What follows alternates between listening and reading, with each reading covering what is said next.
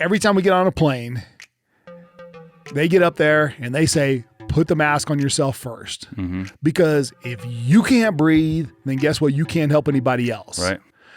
But it's that analogy just works so well that if we're not taking care of ourselves, how are you going to be a badass dad? Right.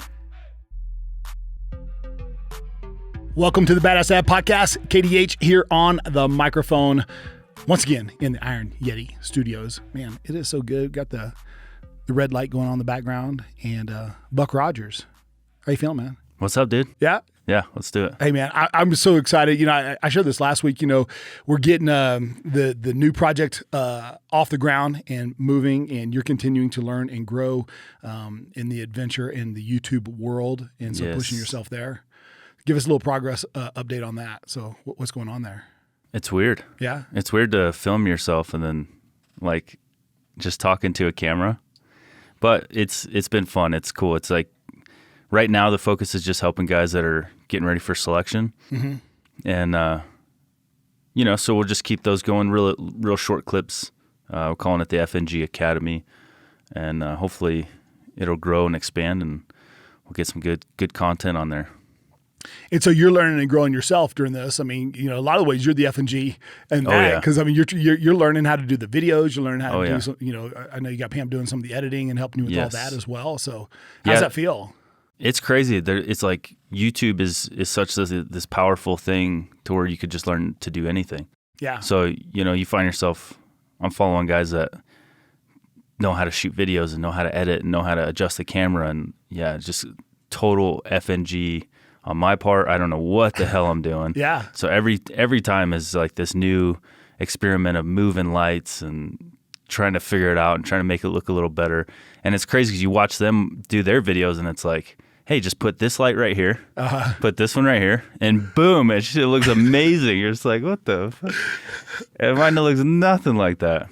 Well, you know, it's funny because I know one of the feedbacks you got from the book is, you know, you have all these, you know, abbreviations and acronyms and everything else, and you're like, hey, you got to spell it out. And I'm imagining, you know, they're using some terminology as you're studying, going, yeah, but I don't even know what that is. Yeah, I don't know what's a boom mic, or, you know, whatever it is. So yeah, it's all I'm learning like what, you know, key light and fill lights and all these textures and ambient lights and backgrounds. I'm like, oh my God, it's so overwhelming. Yeah, and that's not even touching editing. Thank God Pam knows enough to get the videos together, and hopefully she'll not get burnt out on that, because if I have to edit, God help it. I mean, that'll be the beginning of the end. Well, you know, I texted you earlier, you know, we want to get on the microphone and talk a little bit, and you know, there's a ton of different phrases that have been used for this.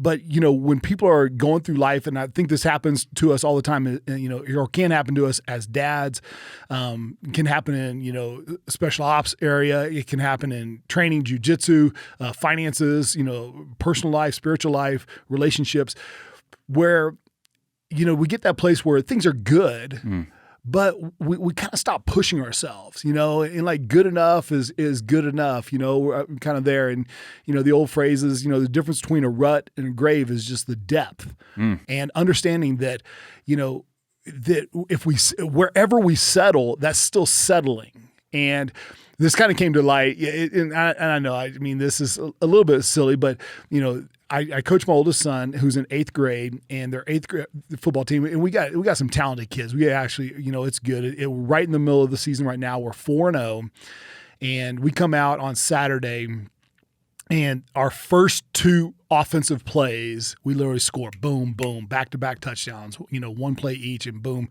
and we're up 14-0, you know, right at the beginning of the game. And, you know, when you have the opportunity to win a championship or to do something big, it's in those moments when things are going good that you've got to learn to put the pedal down, that you've got to learn to stay focused, that good enough is not good enough. And so I want to spend a little bit of time talking about this because, you know, this is the difference between winning championships and being a badass dad. And I'm using football as an analogy, but we could talk about business, a lot of different areas. But where this is the time that you have to double down your focus, your intensity, your effort, and understand the season and the moment that you're in, And I say all that because, here we are. It's end of September 2020. And for a lot of people, the world is going to hell in a handbasket. And people are distracted with everything. They got COVID. They got the elections. They got riots. They got layoffs. They got, whatever it is. And I know we shared a couple weeks ago, which was we got to win no matter what. And some people are. Not everybody's laid off. Right. Not everybody's losing right now. Some people are doing, better than others. And I want to talk about winning when things are going good and really getting after it. So I don't know if you had any experiences with this, where, you're in, whether it's SF, training, selection or something like that, or even, in your LEO world where, things are good and it's so easy to start settling right then. Oh, yeah. But you decided to push yourself anyway. Yeah, it seems like no matter what you do, once you're starting to crest some level of success, it's like, lifting weights in the gym. It's like it's so easy that first, when you're really seeing progress, like every single time you go, you're getting a little more bump, a little more size, a little fitter, and then you plateau, and it just takes the wind out of your sails, and you have to remind yourself that's like you can become stagnant and regress, or you could push through to the next level and push through to the next point and get another high out of that.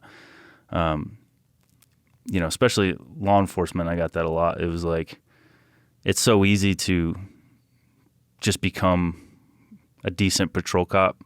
Yeah. It's like, let's be honest, like the bar's not set very high. Okay. You know what I mean? And I'm not talking bad about officers. It's just, there's so many cops that are just like, this is good. This is where I want to be. Like, I don't want to be on a specialty team. I don't want to go any further than this. Like, I come into work every day. I know what to expect. I control my schedule. I get coffee when I want. I work at the pace I want. I'm good right here. Yeah. So, to just come in and be like, that's not good enough for me, and keep that grind and keep pushing. That was big in law enforcement for me, and that's set me apart and got me onto a specialty team. So help me understand, because I really think one of the biggest challenges that my boys will face is that, unlike where you and I grew up, where we weren't born on second base, we were struggling and fighting for everything that we were possibly going to get. But my boys, socioeconomically, they're on second, almost to third base, and they're not facing some of the hardships emotionally, financially, I know we've shared our stories before, but I think it's really hard for them because life is pretty easy for them. Yeah. Well, maybe, right? So for me, it's like my grandfather, he was really successful. He did like huge numbers when it comes on his forklift repair company in Ontario, California.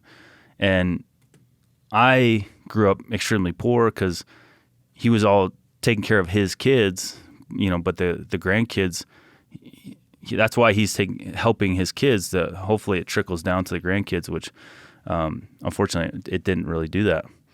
But it didn't matter, right? It's like I didn't need to get anything from him, but it was super valuable for me to see the path of success and to watch the way that he respected the people that work for him.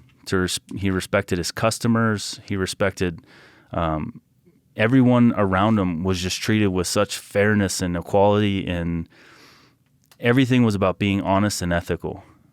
And his success, and this is kind of where I feel like you're feeling for your kids. His kids didn't do so well, but as grandkids, almost all of his grandkids watched his lead, and he became the standard for all of us. That's awesome. So I understand where you're coming from. Like, you don't want to give your kids too much, but at the same time, it's important that we see the right way, as men, and it's important that your sons see this is how you treat another man. Yeah. This is how you don't judge another man by something that he was born with. And that's something my grandfather always told me. Is like, because there was a lot of racism growing up, in my sister's half black, so she I saw my own family members at times treat her differently because of her skin color. So but that's one thing that my grandfather always told me is like, if you can't, it's not fair to judge a man by something that he didn't control. It just doesn't make any sense. Yeah. You know, if you're born that way, what judgment are you able to pass on that person?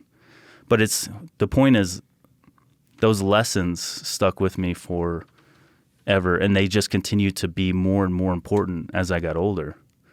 So, again, I understand where you come from about being worried about giving them too much, but at the same time, there's a lot of people that are going to be watching you, your kids, maybe your grandkids, you know, when your sons have sons, they're going to be looking for a roadmap of the right path. And you have to be the one that lays that down for them. And part of the risk is that you gave them too much. Well, you know, that constant assault, I text you, that constant assault on never-ending improvement. You know, there's a Japanese term, kaizen, that means that literally a daily onset assault of it. You've run, you know, some ultra marathons, you know, great long distances, and that comes from a result of consistent running, pushing yourself a little bit more, a little bit more, a little bit more, a little bit more. What are some of the ancillary benefits of doing that, of getting yourself in a growth mindset? And what I mean by that is, I mean, what are some of the things that, you know, okay, yes, I ran 10 miles yesterday, and now I ran 12 miles. Okay, so that's a bit, but what are like some of the psychological benefits? What are some of the other things when you get yourself to do a little bit more than what you did before? That's a great point. And one of the kind of side effects of running the ultras and training for the ultras that I didn't realize I was getting, one of the benefits from it, was like when you wake up in the morning, and I was law enforcement at the time, which we all know is not an easy day-to-day life, right? Yeah. You know, dealing with other people's problems is extremely difficult, and it wears on you. You know, police burnout. And I'm actually doing a paper on this in my master's program. It's like, police aren't racist, they're burnout. But anyway, to get back to the point, what I didn't realize is that when you wake up and you're like, I'm going to run 10 miles today, and I'm gonna put on my shoes, I'm gonna go out and I'm gonna hurt today, and I'm really gonna earn it. By the time you get to work, you've already done so much for yourself and self-improvement and working on your own advancement that is it really worth throwing that away because somebody's flipping you off or calling you a pig or you know, interrupting your crime scene and really trying to instigate you? It puts a lot more of the weight on self-preservation because you're given so much, right? As to where once I stopped running, because it's a painful experience. No, running sucks. Yeah, running sucks. Running sucks. And there's a small group of people that keep doing the ultras. You know what I mean? Like, you know, Goggins and I'm drawing a blank.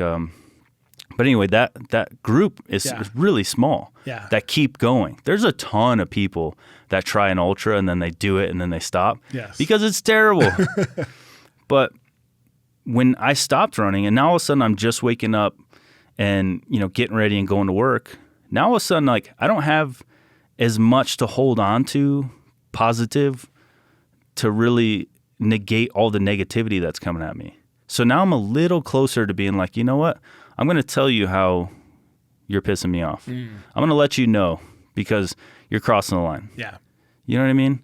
Well, I'll tell you, when we'll use running, which is such a bad example for me, but we'll use running anyway. when you make that decision and then you honor your self-promise, what I mean by this, you follow through. Hey, I'm going to run 10 miles today, and you actually do it. That's a deposit in your confidence bank. Absolutely. That's a deposit in your trust bank with yourself. And, you know, one of the greatest gifts that we will ever give anyone else is the gift that we give to us being a better me. For me to be a better husband means for me to be a better KDH. For me to be, I want to be a better dad. I got to be a better KDH first. Yep. And by honoring my self-promise and doing that and getting better, because, one of the challenges is we can look at the goal. We'll use the ultra as the analogy, to run 100 miles, okay? 100 mile event. Look at that, go, that's too ominous. How am I ever going to run? Yeah. That. What do you do? Same way you eat an elephant. One bite at a time. One bite at a time. Yep. So what does it start? So my good friend Mark Marchesani taught me this. So here's how you do it. You ready? So you get out, you go to the street, and you run 2 mailboxes and a light post. Right? Yeah. And then the next day, what do? You run 2 mailboxes, a light post, and then a stop sign. Yeah. And then each day, a little bit more, and a little bit more, and a little bit more. And then all of a sudden, at the end, that's when you're able to get to the 100 miles. Mm-hmm. And I'll tell you, I'm going back to, the football analogy I had early on with these guys is going, man, listen, okay, yes, we started off great, and yes, we're 4-0, but no trophies are getting given away for a team that's 4-0. It wasn't too many years ago, the Patriots went 17-0 and then lost in the Super Bowl. So they're 17-1, amazing season, but they didn't bring home Lombardi trophy. Yeah. And so know what you're playing for. And this applies in every area. This is on our finances. We go, we were talking earlier about, what's your number? Where do you want to get to? Well, you know what? It's going to be a constant assault on attacking that number each and every day.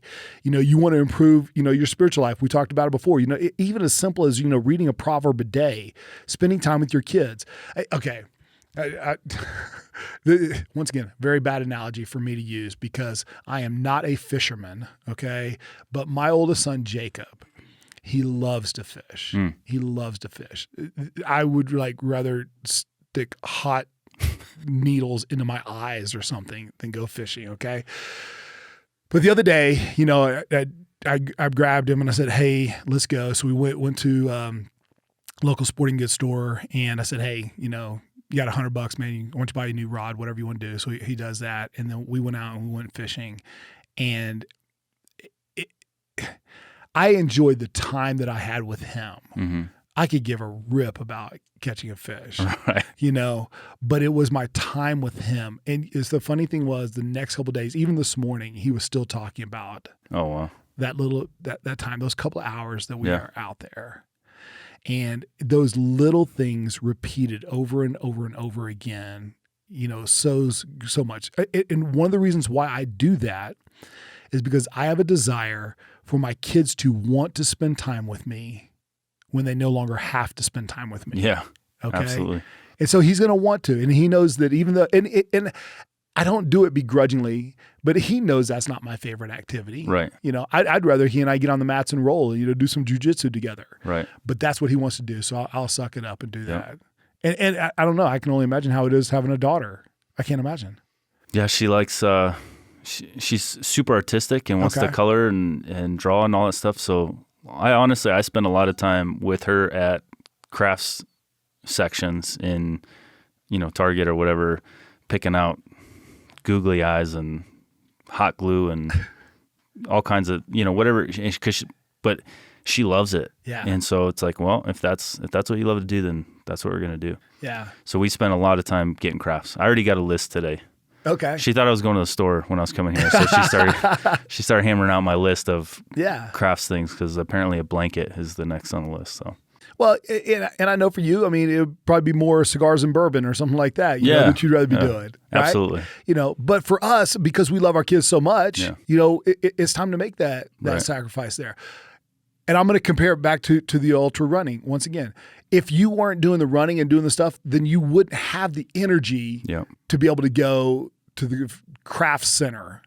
And that's one, and it's an important thing is like, I learned this, I don't know when, I think college really brought it because I've always, the entire time I got an associate's, a bachelor's, one more class for my master's, but I've always, in order to get any of that done, I've always been working while I was going to school.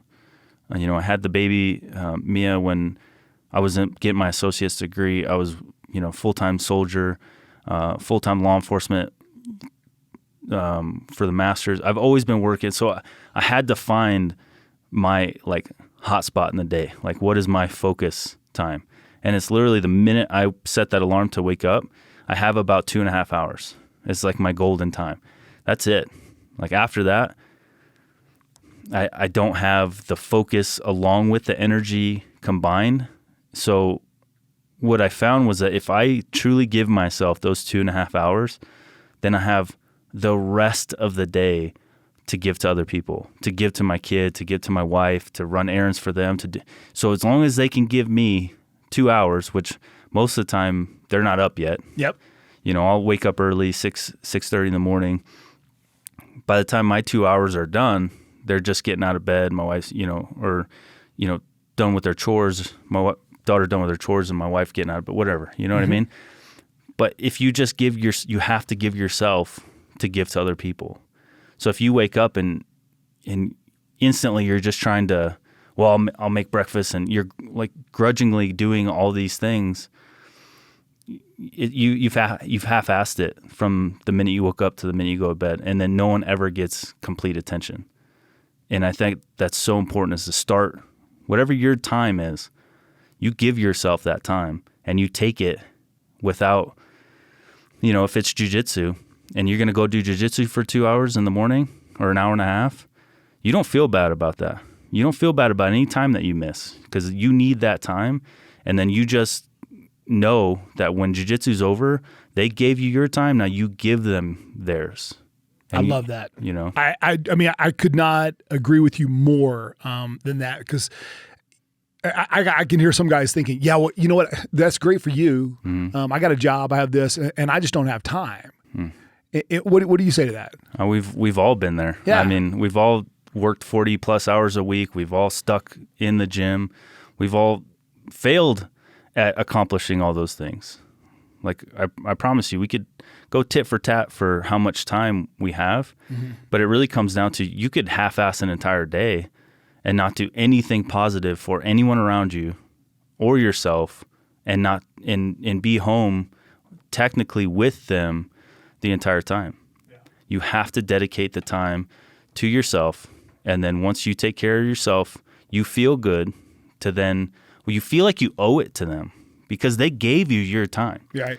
And at first, is your wife going to be like, jiu-jitsu again? Right. Probably. Right. Yes. Yes. But then you go anyway, you let her be a little upset, and then you know that you owe her one now. Yeah. So then you, instead of coming home and sitting on the couch watching TV, go upstairs and rub her feet, or go make her some food, or go see how she's doing, make her a cup of coffee and talk to her, a cup of tea, whatever you guys do.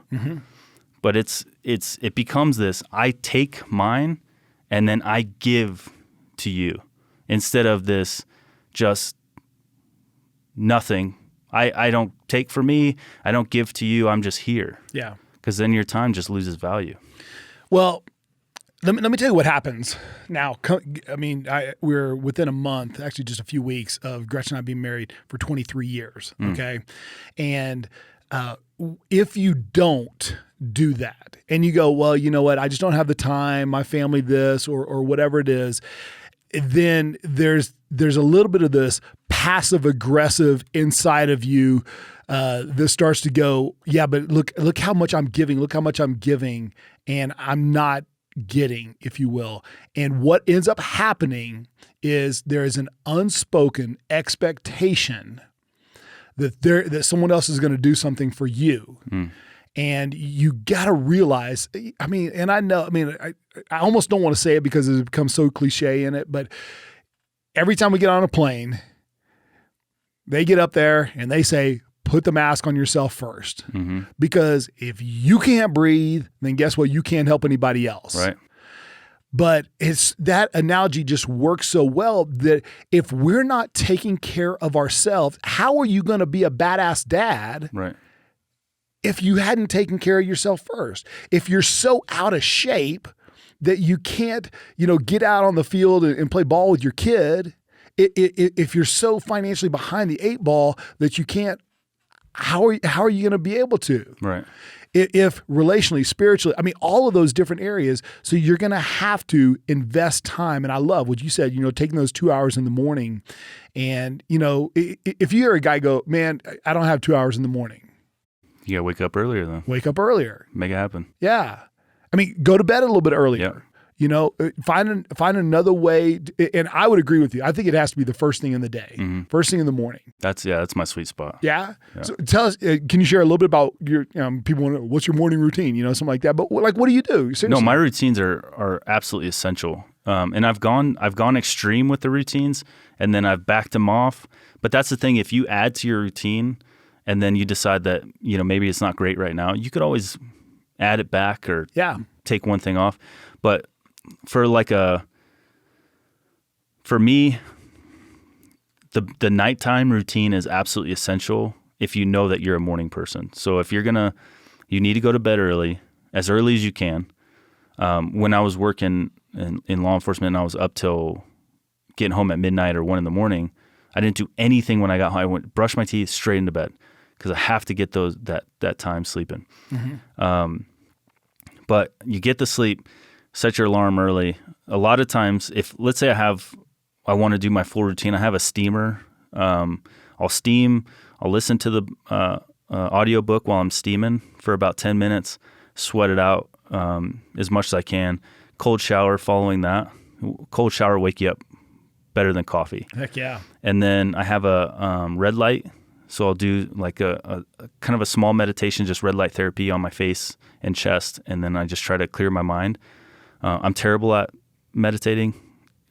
I can't stop thoughts coming into my head, but I try my best. When I do that routine, and then from there it goes into what I need to do. So homework or the book, editing, whatever I'm working on, that'll eat up about 2 hours to 2.5 hours. But if you fit that whole thing in, and Tim Ferriss talks about, routines a lot and goes into great detail about it. But you can't always get a full routine in, right? Even Tim Ferriss has a full routine.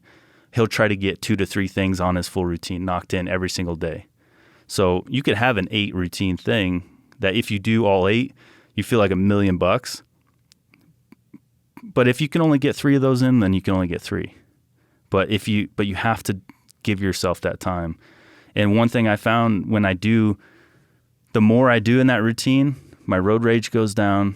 My arguments with people went down when I was, contacting a lot of people in law enforcement.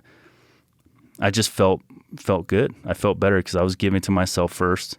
And then I gave myself value to where if you want to argue with me and be a jerk and try to rub my, push my buttons and get me going. Yep. I've already invested so much into myself this morning that it's not worth it to come down to your level. I have more value than that. But if I'm not giving myself anything, and this is what Stephen was saying earlier, you got to know your value. Well, then fine. You want to fight, I'll fight. If you want to cuss at me, I'll cuss at you, but I'll scream louder than you because I don't know my value. Right. So I'll go down into negative with you right now because I have no idea what I'm worth. Yeah. Well, I mean, we could do, and we really will do a whole separate podcast, just maybe not as prescription, but as a strategy that someone could use for PTSD. Absolutely. And just using the morning routine. Just to get off to the right foot there. You have to. Yeah. And, once again, giving that time, that energy to yourself just comes back and pays dividends in all areas. Just like this, if you get up in the morning and you do your routine and maybe there's something physical in there and you're working out, it's so much easier to have a good nutritional day following it, as opposed to getting up, hey, I'm going to go have some donuts, right? Do nothing. And then the rest of your day is for crap. And you don't work out, you don't do anything else. So having that great first foot forward to start the day is incredibly powerful. And, stacking those days on top of one another, that I mentioned the term earlier, Kaizen, that constant and never ending improvement, always working to get better. That is how you run the ultimate marathon. That's how you become a badass dad. It's not in a moment. It's not a gift. It's not a trip. It's not a single moment that makes you a badass dad. It is over time, and those roles will change. Yeah. I mean, here in 7 months or so, you're going to be a father of 2. Yeah, we'll see. You know, we'll see how that goes. and then all of a sudden, it'll be you forgot those sleepless nights, and all that different I'm not stuff. looking forward to that. Yeah, but you've got these next several months to be preparing yourself. Yeah, that's true. For that season as well. And I forget what book it was, but they were talking about, was it 60 days to make something a habit? I think it's roughly, it was like 60 days or something like that. But that's your goal, is to do those little things for 60 days. If you had to put a number on it, if you could do it for 60 days, you don't get to call that a try anymore, because you're an imposter minus 60 days. You're fake. If you do jiu-jitsu and you show up and you do a class, even if you're the guy we've all been there where we just get obsessed with it. Yeah. Yeah. And it's like, you're just like YouTubing it for hours. And then you're going to every single class that is open that you could possibly get to, until you pass that 60 days and you make that a habit. You're still just faking it. You're faking it till you make it. You know what I mean? And that's the same with everything. But it feels good. You hit that 60 days and you add that to your resume now. Like, you owned it. So that's a tool in your tool bag after you've stuck with it long enough to formulate a habit, and then that just made you a better person. It made you more badass, and it made you a stronger human being. Well, I'll tell you, there's a ton of programs out there for guys and whatever. I mean, I personally really enjoy listening to Andy Frisella, the Real AF podcast. You should go listen to that as well. Maybe give him a shout out. Maybe he'll be on ours. Who knows? Maybe he'll let us on his. But he has a thing called 75 Hard, and he talks about having a 75-day challenge. And, he goes through and, some pretty simple stuff where it's, drinking a gallon of water every day. He talks about having 2 workouts every day, reading 10 pages, having a progress. There's some really, and when you look at it, you go, that's not hard to do. Right. And it's not. It's not hard to do. What's hard is to stay consistent and on it day in and day out and day in and day out. And I love when you talked about jiu-jitsu, because when I first started training with Justin, Justin said, listen, you've got to commit to me 6 months. If you're not going to give me 6 months, then don't come train with us. Right. Okay. And he knew, he didn't use this term, but he was able to, in those first 6 months, to kind of get jiu-jitsu on me. Okay. It took about more than 6 months, probably took 2 years for jiu-jitsu to get in me. And so it went from something that I was doing to something more that became, and it doesn't matter if it's the ultra running, it doesn't matter if it's entrepreneurship. There's that initial excitement that's easy for anyone to have. Yep. Everyone gets that. Everyone gets that. And you know what? We talked about this last week, where, one of the things that frustrates you the most is when people want to talk and talk, but they don't follow through. Yeah.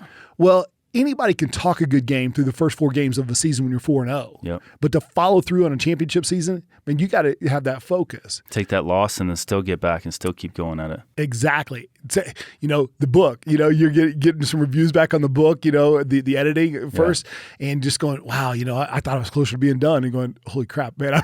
I got a ways to go. Got a long way to go. Yeah. There's a lot of work left. One of the biggest elements of winning is maintaining your enthusiasm throughout the entire process. Which is insanely difficult. It is. Yeah. And so, but by giving to yourself those first 2 hours every day, or whatever the time period is, so maybe someone goes, I don't have 2 hours. You got an hour? Yeah. Oh, I don't have an hour. You got 30 minutes? You don't have 30 minutes? 15 minutes. Can you give me 15 minutes in the morning to get started? Right. And if you can't wake up 15 minutes earlier, yeah. Come on. Yeah. Come on. We all have an abundance of time. Absolutely. Time is never, ever an issue. Yeah. And we like to think that we don't have time. And that's, again, it goes back where I like that the book, The One Thing, is because it's like what do they call it? Monkey brain. Yep. You just got monkey brain and you think that you don't have any time, but really it's just because you don't focus on anything at all. All you do is try to multitask your way through the day so you could feel accomplished. Yeah. But it's like, if you had to make a list right now, like, all right, so you're going to your own funeral and you're going to make all the top things that you accomplished on your list. So many people would feel super busy and they have no time, and they wouldn't be able to put a damn thing on that list. Yeah. Because they spent the whole fucking time monkey braining around and jumping around, jumbling, trying to do 100 things at once that aren't important. pick something that's important. If it's important enough, you will find the time to do it because we have plenty of time. Pick that one thing. Yeah. Pick that one thing and focus on it. And then just get after it. Yeah. Day in, day out. Yep. Day in, day out. You know, and we talked about it. I made that mistake when I, stopped working at the police department. I was monkey brain. I was trying to do all these things. And it was like, all it was doing was taking away from the book. Mm-hmm. And it's like, if I'm not going to focus on the book and make it my priority and make it the best I can, I'm going to live with regret. Yeah. But if I just give everything I can to this book, even if it doesn't do well, at least I gave it everything I had. There's no regret to be had there. There's only lessons. Yeah. Well, hey guys, hit us up on Instagram. I want to know what is that one thing that you're going to focus on right now that you're going to get better at, that you're going to make a commitment to be consistent with day in and day out, day in and day out. Maybe it's a physical thing or a health thing. Maybe it's reading. Maybe it's following up on business. Maybe it's writing your spouse a love letter, or something like that. Maybe it's buying some flowers. Maybe it's taking my wife would love that. There you go. How about taking your daughter out on a little special date to Target to go buy the supplies she wants. Maybe it's going fishing with your son once a week or something. But doing that and finding a way to get out there and being consistent, there's no doubt that one of the greatest benefits greatest lessons that we'll give to any of our kids is just our consistency and letting them see us get better day in and day out. Hey, be a badass dad, have a badass day, and we are out. Hey guys, just want to thank you so much for listening to the Badass Dad podcast. We do need your help though. A couple different things that we could use. We want to grow our podcast and our message out there. We are getting so much great feedback from you guys, but we need your help. So we want to make it into the top 10. So if you could please, share. I guess sharing the podcast is a huge, huge benefit. Also, if you'll comment. So if you'll leave us a comment, leave us a review, and some 5 stars would be great.